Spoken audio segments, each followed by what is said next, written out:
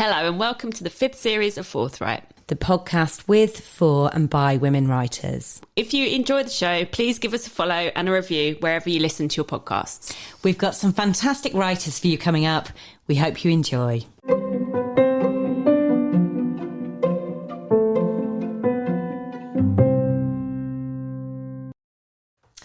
Welcome to Forthright. I'm Anna. And I'm Sam, and today we're absolutely delighted to have Monique Roffey with us. Hi, Monique. Hi. Hello. So, Monique Roffey, FRSL, is an award-winning Trinidadian-born British writer of novels, essays, literary journalism and a memoir. Her latest novel, Passiontide, was published in June 2024. The Mermaid of Black Conch won the Costa Book Award of the Year 2020 and was nominated for 8 other awards. Her other Caribbean novels, The White Woman on the Green Bicycle and House of Ashes, have also been nominated for awards. Archipelago won the OCM Bocas Award for Caribbean Literature in 2013. Her work has been translated into many languages and adapted for screen.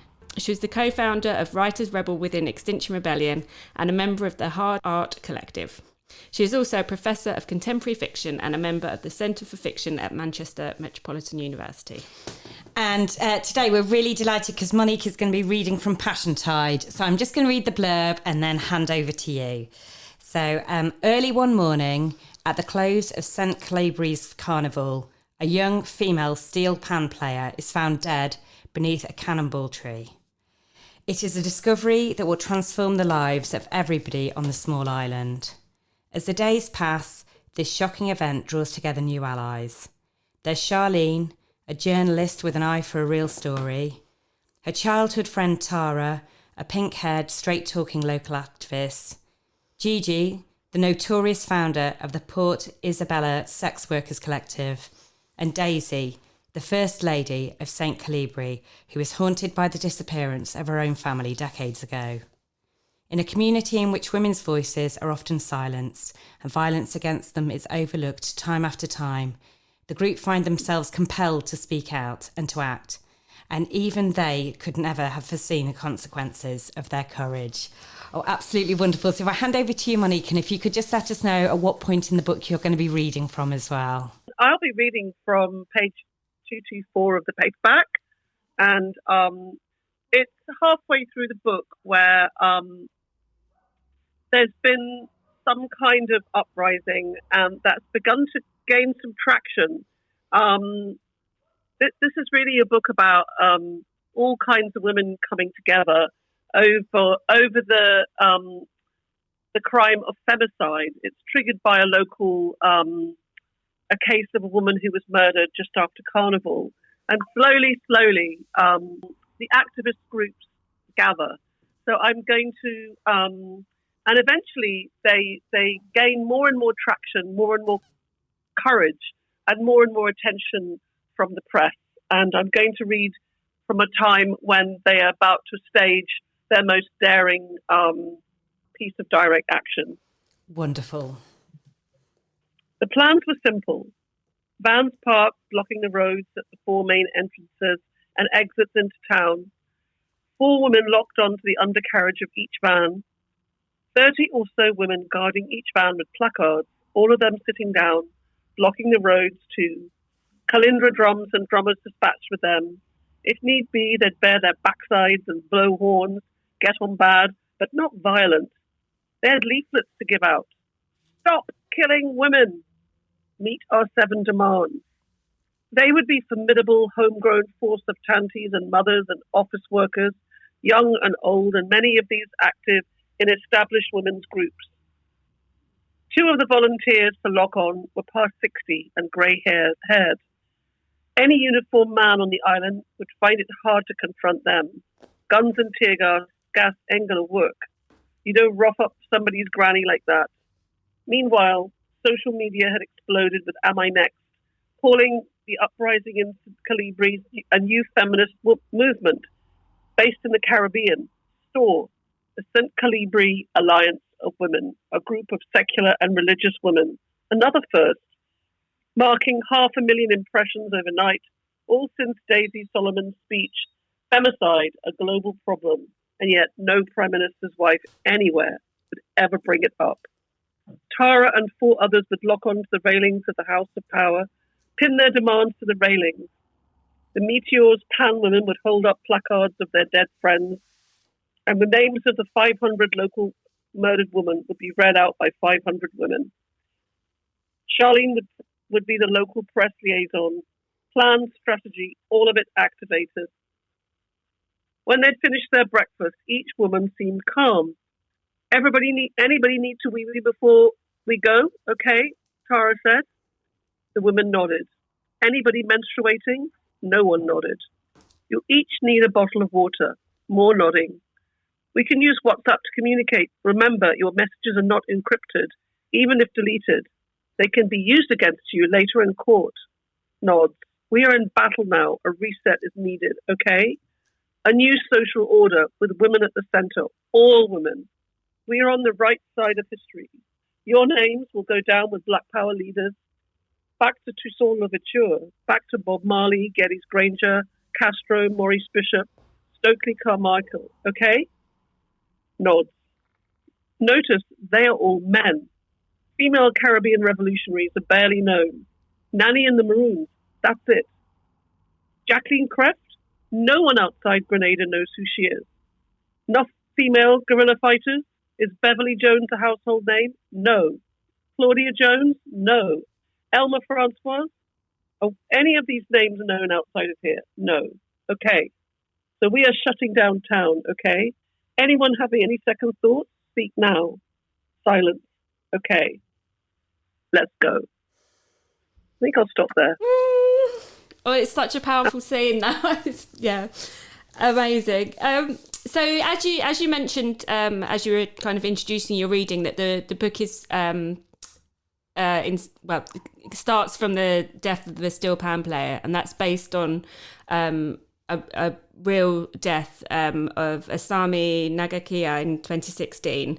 So I just wondered if you could tell us a bit about kind of how the book came about, and whether the plot had sort of came to you as a whole, or has it had lots of different iterations to get to this published version?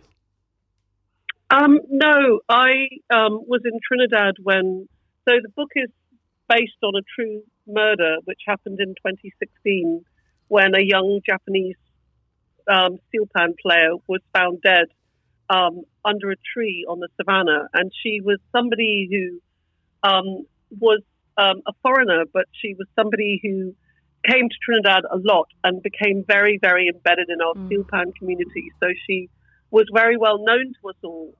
So she wasn't really a foreigner. She wasn't a tourist. She was kind of one of us, but not. And it was a shocking murder, which also provoked a uprising, a feminist vigil, which was a protest, which grew, and eventually the mayor of Port of Spain resigned, which was unheard of. Hundreds of local women got involved. And a year later, as we all know, in 2017, we had the Me Too movement. So very much I was always left with wanting to write about what happened in Trinidad as a kind of precursor, a pre-signifier to the Me Too movement. But, I mean, don't know about you, but, I mean, she was somebody who I had also come to know. I didn't know her well, but I'd always seen her in a particular steel band. So so the whole idea of writing about her was something that had been lurking for years and years, for like half a decade. And with the book as well, because there's a large cast of characters who are in Passiontide. Where did all the individual characters come from to be able to kind of create that kind of community within the book? Are they also based on kind of real people that you know? Yeah. Some of them. There's the First Lady, and then there's I'm friendly with people in Trinidad who are activists and who are journalists, and so some of the characters are loosely based on people I know, but obviously I've tried very hard to shade them into different people. But so characters like Gigi and Forrester, and even the cop, they're all people who I've made up. They're fictional characters. They They don't exist. I've been very careful at the back to say, there is no Gigi, there is no Omwen, there is no Loveday, there aren't any of these people. Because in a small place, people like to self-identify and go, that's me. And it's like, no, this is a work of fiction. I've worked very hard. I like to write multi-narratives with multi-points of view. Yeah. I'm currently working on a book with 25 narrators. Oh, wow. That's incredible. Something that I enjoy doing, yeah. I like weaving stories together, and the more people that tell you their version of events, the more credible I feel the story becomes. Mm. Can I just quickly ask about this 25 character perspective? I mean, how does that start? Or have you just in your where you write, do you have a kind of a web of characters so you can see what all of those plots are, and how does that work? Well, I think what's happened is that there are 8 narrators in Passiontide, so I just set myself a challenge. I said to my editor, right, I'm going to write 3 times as many narrators. I want to do this. I really like to experiment, and I really like to challenge myself. And also, if you look back at other books I've written, like The Tryst or House of Ashes, I use this kind of patchwork mosaic often to try and weave together a credible story that sounds as if it might be true. So with the 25 narrators, obviously there are going to be a core group. So currently there's about 6 or 8 people who are very central to the plot. But I'm including, so you can plant narrators in at the beginning who don't really have a chance to speak until maybe the end. Mm. And also, I'm a magical realist, so quite a lot of my narrators aren't human. Yeah. So I'm writing from the point of view of a vulture or a pig or a dog or a tree. And so those count as voices.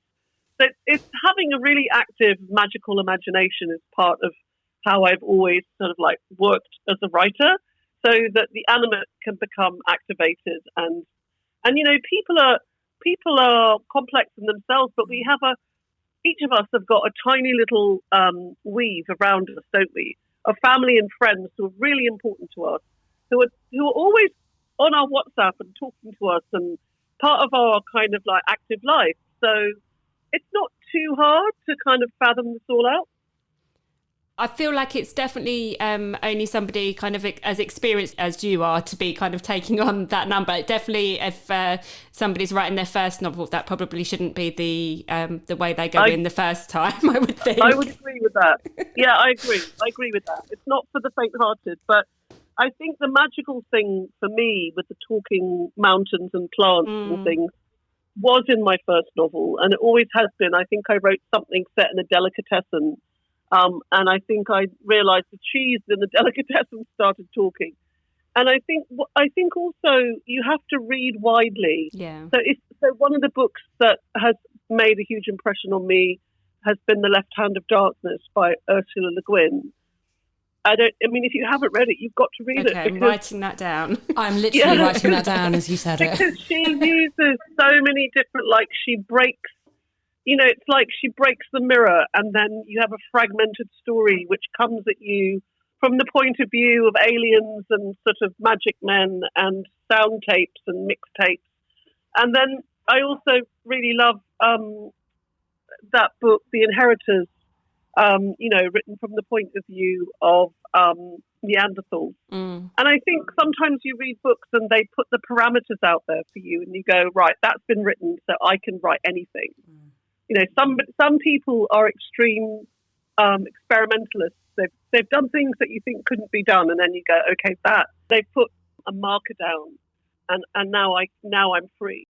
Now I can do it too. Yeah, and those worlds that you create are so rich and layered and magical. How does it feel when you get to the end of a project and you are then not spending time with those characters anymore? I find it very stressful being in the middle of these projects because I have such a busy life, and I'm constantly trying to manage what I do when I'm not writing, which is I teach at a university, and I also am an activist, so I find it stressful not being with them in the middle of the book. Yeah. I need to be with them every day, and I don't get to be with them every day. But when it's over, I do have a colossal sense of relief, actually. Like when I also sometimes, not always, have a really good sense of the ending. I often know where I want to go.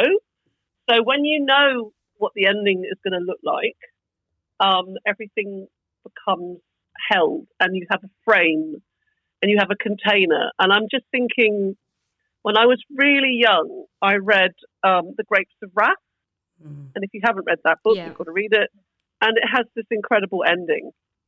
If you don't know it, then it's like one of those endings that are like life-changing. Yeah. And as a reader and a writer, and I always knew from the minute I read that the last page is as important as the first page.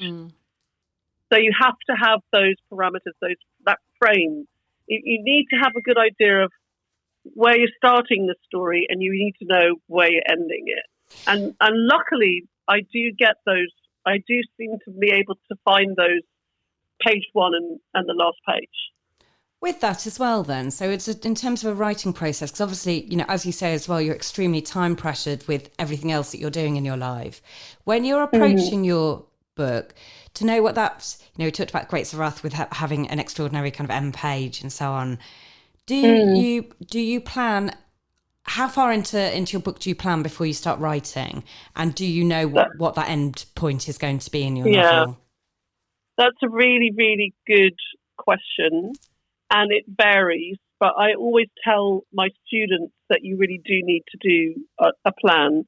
And I tend to put a lot of onus on research.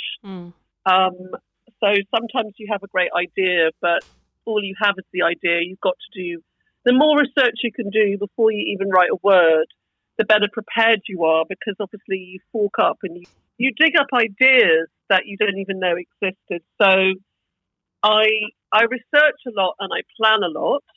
So for Passiontide, I actually even wrote a treatment, but it was a very loose, patchy treatment.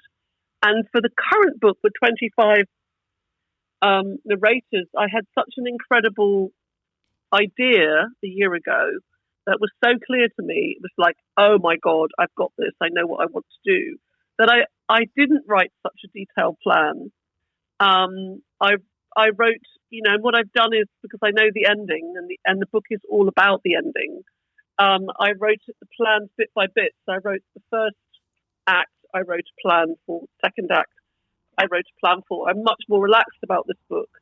The other thing I use, and I've always used, is in front of my desk is a huge vision board. It's about, 4 foot by 3 foot, and I build a visual kind of garbage patch in front of me, which is incredibly helpful. And it starts the first day I start planning, and it ends when it ends. But currently, it does look like a garbage patch. But for me, as I work in my bedroom, so I walk past it. It's in my head, it's in my life, it's in my face, it's in my thoughts, it's in my dreams. I'm dreaming it, I'm building it, and it's got everything on it, from pictures of Yoko Ono to crop circles and things that people have said to me. And it's always been an important prop for me to have images that make me feel excited. And like I've got a picture of cave art by some aliens that's like thousands of years old, and a picture of me recovering from a psychedelic trip. Some of the pictures of me having just come off mushrooms, and I'm like, so it's just a crazy photo, and like that's on the wall because that's where I'm going with this book. It's a psychedelic book, so everything, all of it, it's so personal. Yeah. With Passiontide as well, I just think it feels like an intensely sensory book, with the sounds and the sights and the smells. You're very kind of vivid. I know you just talked about how you use imagery while writing, But is there any other process that you do to be able to kind of create that kind of sensory experience through your writing? Not sure. I don't think there is a process, but I'm conscious that books are survived by their particulars. You've got to be specific. You can't, the five senses are a big way in, and also, action, dialogue, drama. It needs to be something that's active on the page, and you always have to assume the reader wants to see what's going on. I really wants to see what's going on, wants to see everything in detail, and also wants to hear what's going on and wants to smell what's going on. And so these are really, really important. They're not wallpaper or kind of add-ons. They need to be really in the texture of the narrative. I think that certainly comes through, especially during the carnival that as well. That's that kind of full immersive experience as a reader. Yeah. And during the protests as well. And I guess that's definitely, you've got a wealth of experience in the activism stuff yourself, and I guess that comes through. Yeah. I think also I wouldn't have been able to have written a book like this.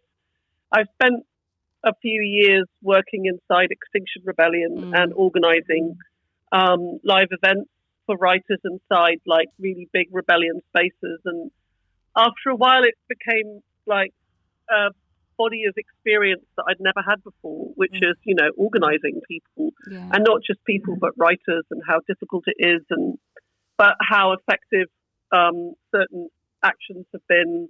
And I mean, also the idea of women we are so divided. We are divided by everything. We're divided by, the big ones, race and gender and class, but by religion, by age, by beauty, by everything.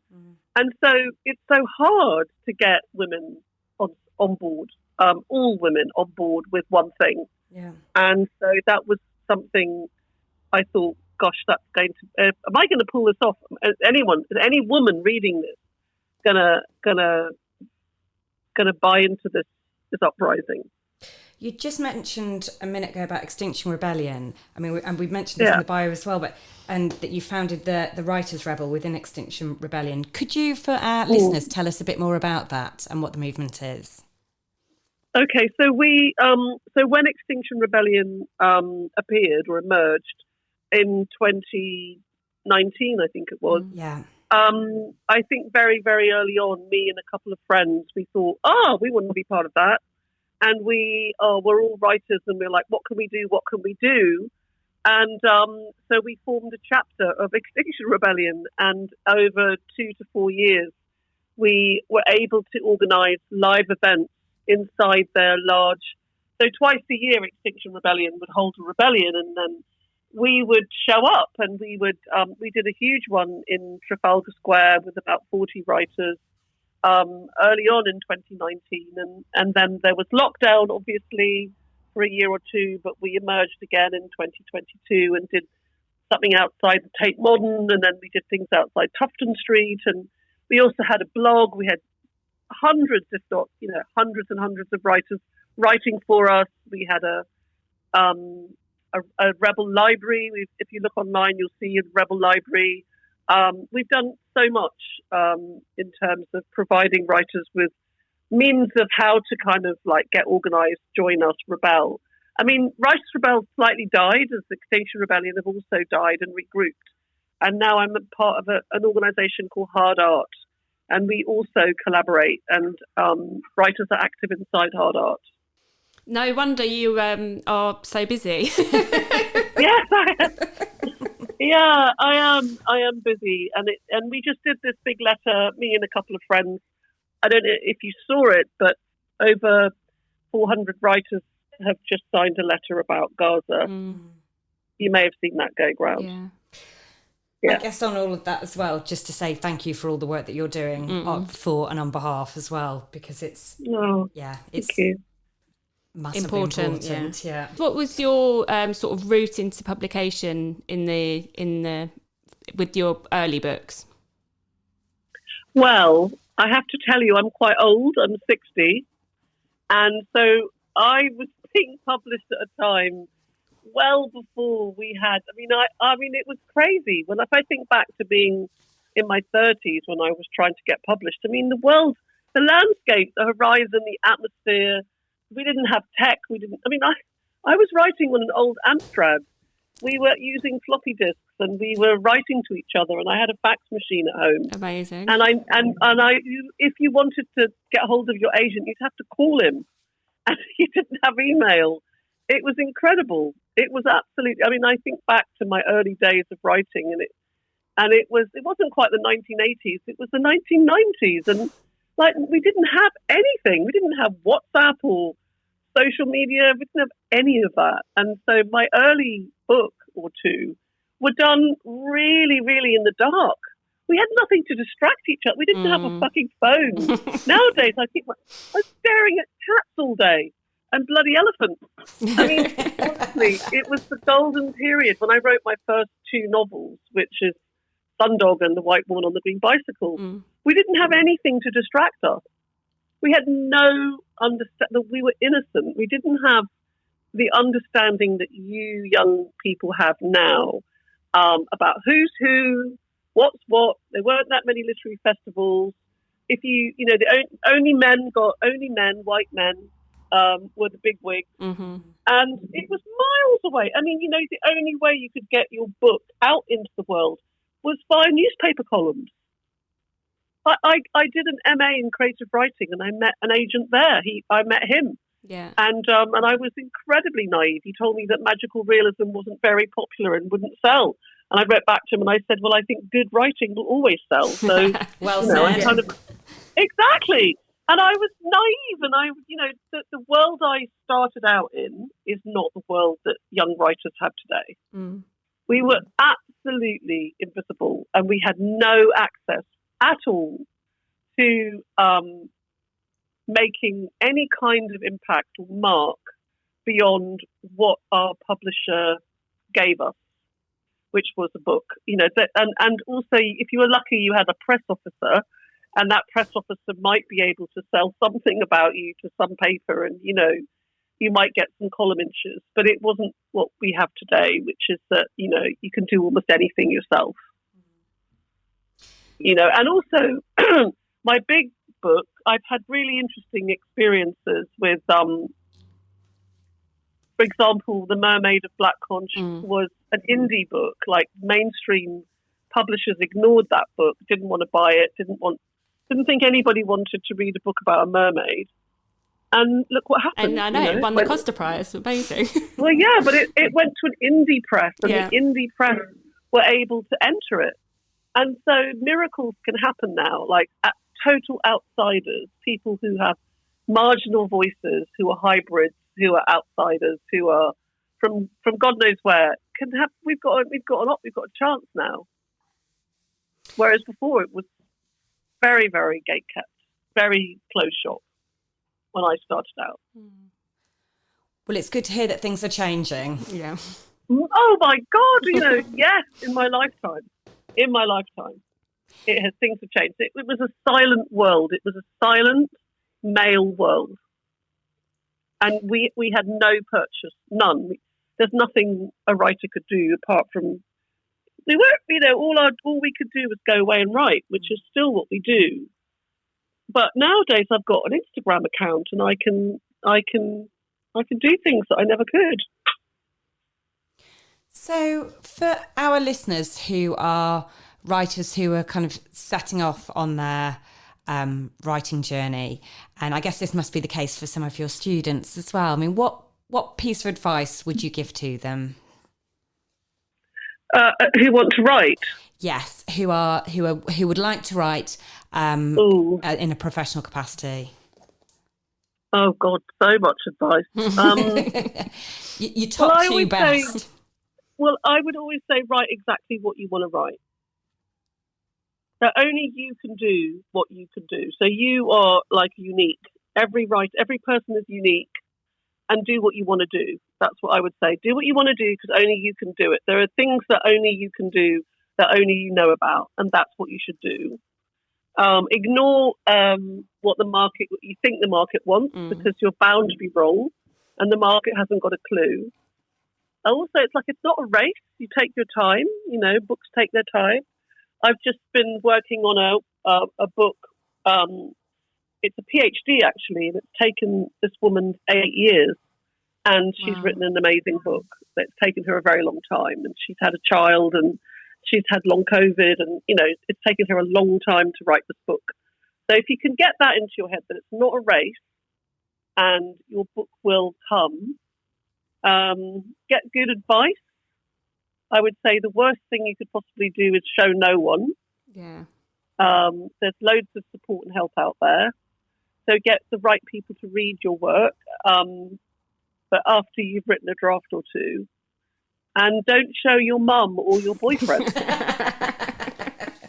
Is that a personal experience? Well, I think, don't show people who love you and who don't know anything about creative writing. Yeah. So, you don't want your mum to go, "Oh, it's lovely, dear," or your boyfriend or your husband to say, "Oh, I think you're brilliant." That's not good feedback.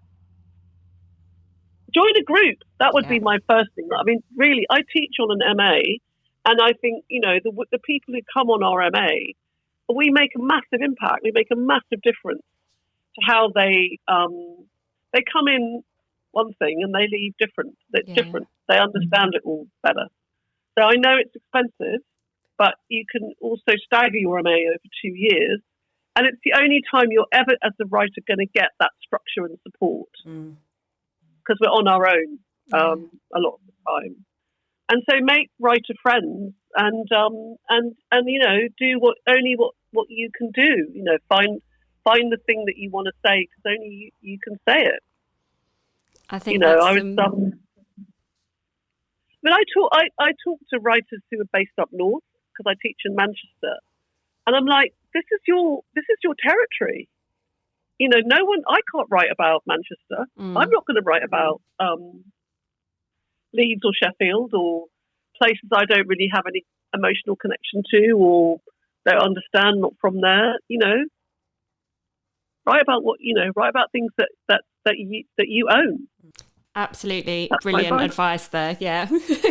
I think it's when teaching the MA, you're obviously giving advice kind of a lot. So asking you to condense it down into the answer to one short question is a bit of a big ask, but that's brilliant. Thank you. Yeah. I mean, I really think also, given more seriously, there's a climate crisis. We have the far right. If we're not careful, Nigel Farage could well be our next Prime Minister. Rah-de-rah-de-rah. The far right and tech have merged in America. And if we're not careful, in 3 years, what's happening there is going to be happening here. So now is the time to write. Yeah.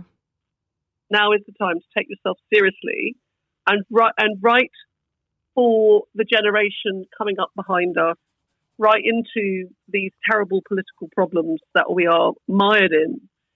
Write good books about things that are important and get going. Because, worrying about anything else at the moment, I mean, it is soft power. I mean, I'm interviewing Asif Kapadia and Claire Farrell tomorrow at South by Southwest, and we're talking about how, Extinction Rebellion was the fringe movement, was a bunch of feral nutbags who changed mainstream ideas about climate over time. And, and now they're working in, and Asif's film has come out of hard art. And so, now is the time to really, really clamber on board and be part of a soft cultural, powerful change and shaping what we want and taking ourselves seriously, really seriously, as change makers and culture bearers. And I also know that doubt is a very gendered thing from teaching for 20 years. Women, we doubt ourselves, and men do not doubt themselves as much. There you go. Thank you. Yeah, amazing. Get on board. You mentioned about that you've got the Instagram. If our listeners want to hear more from you, where can they follow you? Follow me on Instagram at Monique Roffey. Everything from my cat and my garden, both of which I'm obsessed with, to events and things that I do, and all kinds of things. Very ad hoc, very, very at home with Monique. Fabulous. Wonderful. Well, thank you so much for spending some time with you. It's been absolutely wonderful. Well, thank you for organising Forthright and getting your shit together and being activists. And maybe our paths will cross again. That'd be wonderful. Thank you.